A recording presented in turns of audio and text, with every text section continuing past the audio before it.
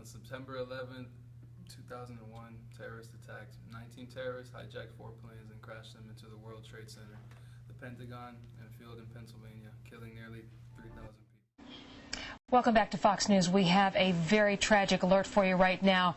An incredible plane crash into the World Trade Center here at the lower tip of Manhattan. It's believed the 737 has crashed into. There's speculation at this point, but at least 3 floors taken out, crashed into the side of the building. Joining us right now, one of the producers with Fox Report, Owen Mugan on the scene. Owen, what do you know? What do you see? Where are you? Yeah, Brian, I'm on the roof of my building, which is about 5 blocks to the south of the World Trade Center. I'm looking right now at the World Trade Center. There's a massive gaping hole on the second tower. It's about 15 stories from the roof.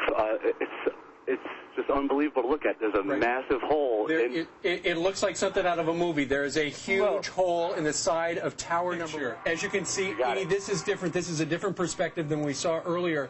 The plane obviously went in on one side and came out the other. There's debris all over the ground down through below. On part. Yeah, exactly. And as you can see, in 2003, a space shuttle, Columbia, explodes upon recently into Earth's atmosphere, killing all 7 astronauts on board. And also in 2004, Massachusetts became the first state to legalize same-sex marriage. Also in 2004, George W. Bush was reelected for his 2nd term as Republicans solidified control. You had a good weekend? I had a great weekend. I got gay married so many times this weekend. Like 40 times. It was incredible. As I'm sure you know, the Supreme Court on Friday ended same-sex marriage bans across the country, clearing the way for gay and lesbian couples to marry in any state, and really giving that rainbow filter on Facebook a workout. Seriously.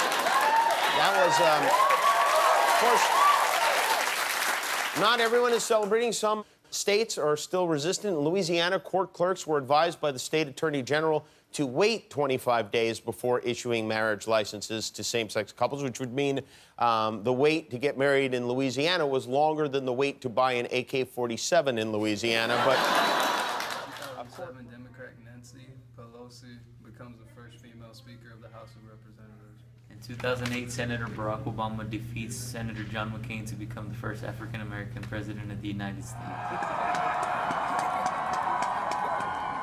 Are you prepared to take the oath, Senator? I am. I, Barack Hussein Obama, do solemnly swear. I, Barack Hussein Obama, do solemnly swear. That I will execute the office of President to the United States faithfully. That I will execute the office of President of the United States. The office of President of the United States faithfully. And will, to the best of my ability. And will, to the best of my ability. Preserve, protect, and defend the Constitution of the United States. Preserve, protect, and defend the Constitution of the United States. So help you God. So help me God. Congratulations, Mr. President. All the best wishes. In 2011, Osama bin Laden, the leader of Al-Qaeda and the mastermind of the September 11 attacks, was killed by United States soldiers. Good evening. Tonight, I can report to the American people and to the world that the United States has conducted an operation that killed Osama bin Laden, the leader of Al-Qaeda, and a terrorist who's responsible for the murder of thousands of innocent men, women, and children.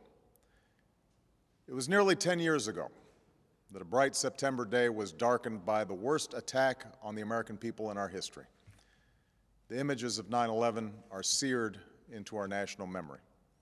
Hijacked planes cutting through a cloudless September sky, the Twin Towers collapsing to the ground, black smoke billowing up from the Pentagon, the wreckage of Flight 93 in Shanksville, Pennsylvania, where the actions of heroic citizens saved even more heartbreak and destruction.